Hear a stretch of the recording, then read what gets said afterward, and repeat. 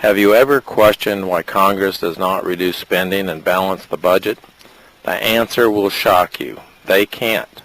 Not even if they remove every department, employee, as well as the military.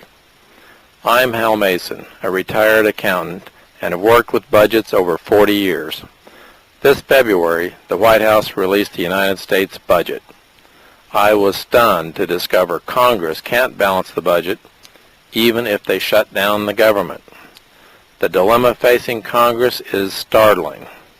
Watch as you see a budget that can't be balanced. To understand Washington's budget dilemma, we simply click on the President's budget for fiscal year 2013. Page 210 provides 12 years of budget data. We will only look at this year, 2012. Washington will spend $3.8 trillion. However, it will only collect $2.5 trillion in taxes, resulting in a deficit of $1.3 trillion, an amount larger than what Congress appropriates to operate the federal government. Now to explain the dilemma. Government spending is broken down in three simple categories: interest, mandatory programs, which is entitlements and government pensions, and the federal government, which is called discretionary programs. It breaks down the government in two pieces: security-related, which includes the military, and non-security, which encompasses any spending that is not related to the nation's security, such as Department of Education, Energy, etc. We simply cross out the federal government, and the remaining cost exceeds all tax revenues. The problem is simple. Spending for mandatory programs and interest is greater than the tax revenues collected. Mandatory programs include Social Security, Medicare, Medicaid, unemployment, and federal pensions. Congress must pay the interest and has promised to pay the pensions and entitlements. So the dilemma they face is that after the checks are processed for mandatory programs and interest, there isn't $1 left to fund the military or any federal employee, department, or office. You now understand their dilemma.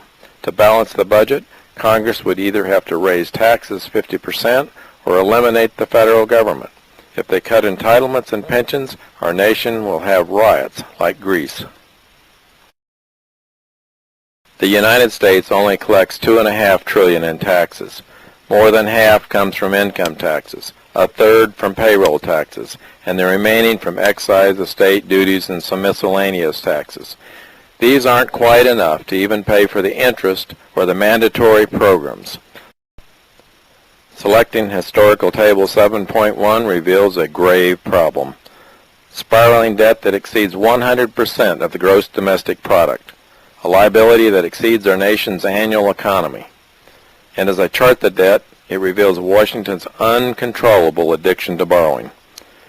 The budget projects this year over $16 trillion debt and $26 trillion this decade, soaring debt that has the United States on a path identical to Greece. And if you thought Greece was a problem, the United States has 32 times their debt.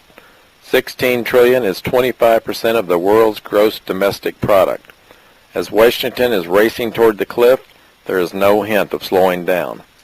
And for the first time in our history, the United States has lost its AAA rating on its Treasury debt.